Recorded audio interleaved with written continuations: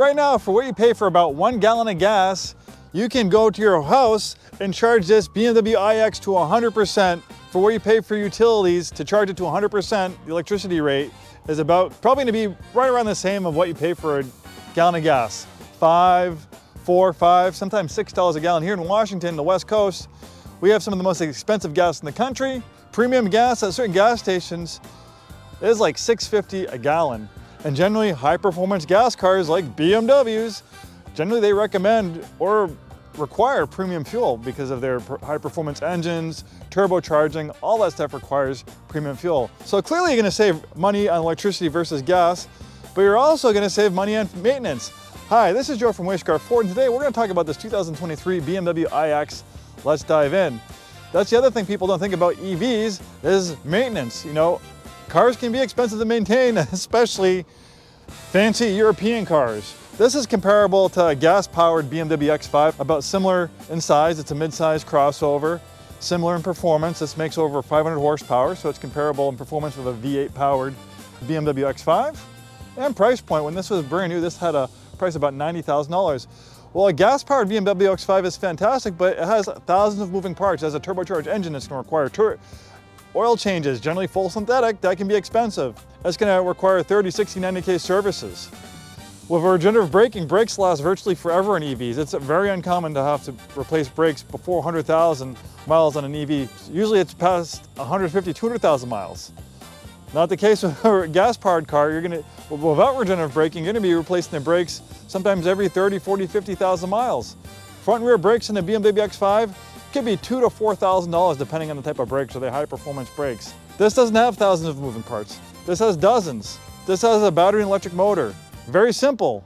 It's like having an appliance. Most of your maintenance is going to be tires, cabin filter, wiper blades, washer fluid. That's about it. Your ownership costs on this $90,000 luxury BMW is going to be comparable to probably the ownership cost on a Toyota Corolla or like a Toyota Prius. BMW has a very impressive history with their EVs. I'm a big fan of the i3.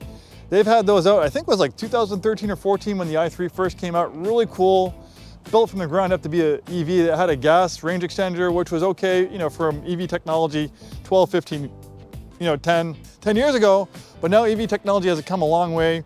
You have fast charging. This has over a 300-mile range, no need for a gas engine backup. That's just going to add more complexity. And with a combined output of over 500 horsepower, this thing can rocket the 0 to 60 in a tad over 4 seconds. It's very fast, it's very fun. But the other thing about EVs is without a running engine, shifting gears in a transmission, EVs only have one gear. It is very smooth, it is very quiet, which for a luxury vehicle is very important. Nice spaces for accommodations. It's really cool. They also added these lights back here, because when you have this in the up position, the regular lights are there. So I think like in Europe and stuff like that, we have these lights. You can see these will light up. So, you know, if you're in foggy conditions, you're on the side of the road, maybe changing a spare tire, maybe you have a kid in the car seat that needs some attendance. Well, in bad lit conditions, this is a safety feature and I think a requirement. So being a crossover SUV, you have a nice spacious cargo area. You can fold down the rear seats. You can remove this cargo area protector for more space. You have additional storage under here. Here is the charger for the battery. So you can see this one is set up for 220 charging. This is pretty much like the dryer outlet you have in your house. Any electrician can probably install one outside. That's what I did at my house. So you don't have to get a wall charge. You can use this, and that gives you level 2 charging. Level 2 charging will add about 30 or 40 miles of range per hour, so you can get a full charge overnight. You can also charge these like with a 110 outlet, but it has a big battery. That's okay for emergency situations, but that's gonna add maybe 2, 3, 4, 5 miles of range per hour. It could take you many days to charge this to 100%.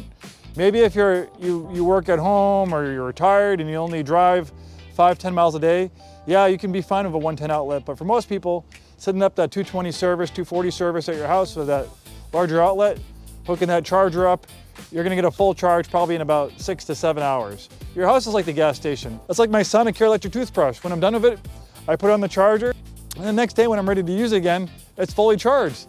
Same thing with an EV. You go home, you back it into your driveway, you plug it in, you wake up the next morning, you have a full tank of electricity. Most people don't drive more than 50 or 100 miles a day, so a 300-mile range, you're perfectly fine. And then, of course, you can DC fast charge where you can get a charge to like 80% in 20 minutes.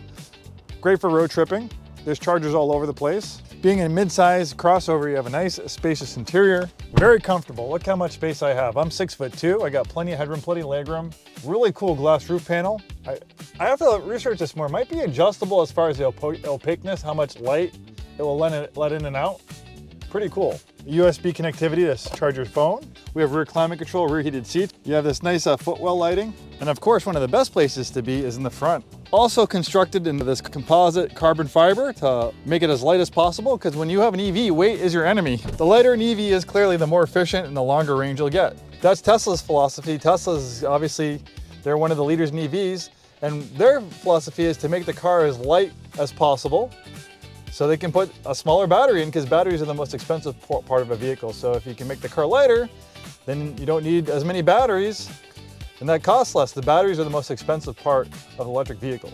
Beautiful upscale interior. Obviously has its own design theme, a little bit different than the BMW X5 that's similar in size too. Obviously a different demographic. Probably people who buy a V8 X5 is probably gonna be different than someone who's gonna buy this all-electric iX. I love the crystal on the seat. It almost looks like Baccarat crystals in a Baccarat crystal tumbler. Very adjustable, very comfortable, and rather than having them on the side, so you're kind of guessing where the adjustability is, it's right there before you. This has, I think, like an 18 speaker Harman Kardon audio system. This has the, I think it's the popular package too, that was like $8,000, bundling in lots of great features. This had an original MSRP close to $90,000. And that's the other amazing thing about these pre-owned EVs, is EVs, they tend to depreciate a lot more than gas cars. Like comparing this to like an X5, when you drive it off the lot, this vehicle is only a few years old. It doesn't have that many miles on it, but right now you can find these like $30,000, $40,000 less than the original MSRP. Like the original MSRP on this was close to $90,000, but you can find these in the pre-owned market, lightly used like this, for around $50,000. That's a pretty big proposition versus new or used, something that's lightly used. That's a big difference. Like a Tesla, which I own, they're fantastic. Not as huge a learning curve with this one. Operating it, the switchgear is pretty similar to a gas-powered BMW. You have an on-off switch. You have this controller, reverse, neutral, drive, park. Not too different than the BMW.